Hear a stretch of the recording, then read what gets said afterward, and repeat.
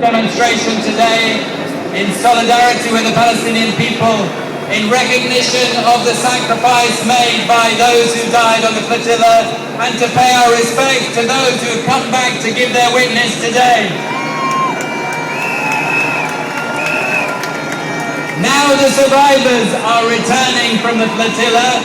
We know the full extent of the Israeli propaganda lies. The Israeli government spokesman, Mark Regev, who has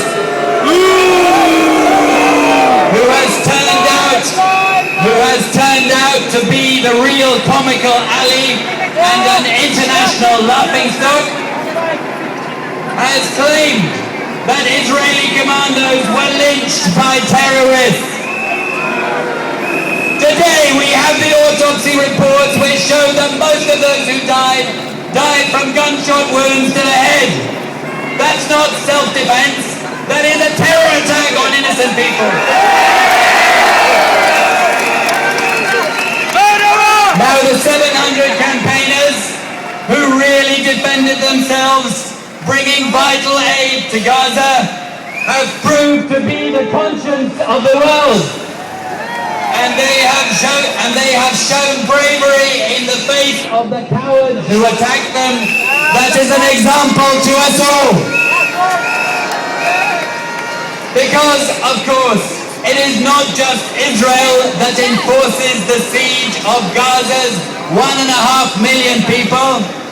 It is the United States of America. It is the British government.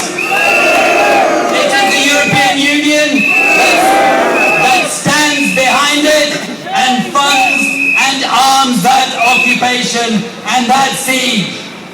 The Free Gaza movement, Viva Palestina and the IHH in Turkey all understood that governments that sponsor occupation, repression and ethnic cleansing, who are all occupiers themselves, are not going to act against these things unless they are under relentless pressure and unless people take action themselves.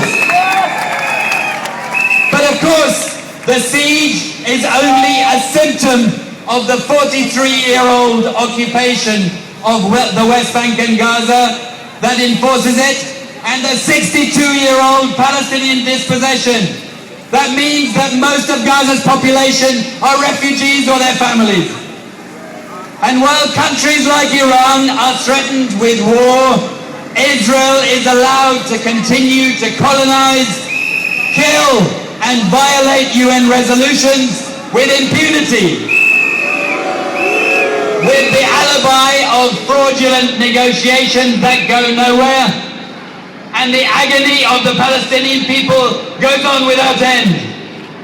But it is the elected Palestinian administration of Hamas that is blockaded and boycotted for resisting and refusing to recognize the occupier, while the occupier's security is held to be paramount at all times. As the Gaza campaigners have demonstrated and understood, this cannot go on. There will be no peace while this terrible injustice endures, either in the Middle East or beyond. Palestine has become a great moral and political cause of our time that unites people across the world.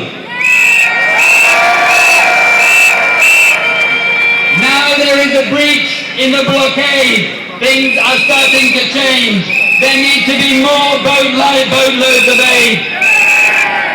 The pressure for sanctions must be built up across the globe. Not just to break the siege, but to end the occupation and end the injustice to the Palestinian people for good, for once and for all.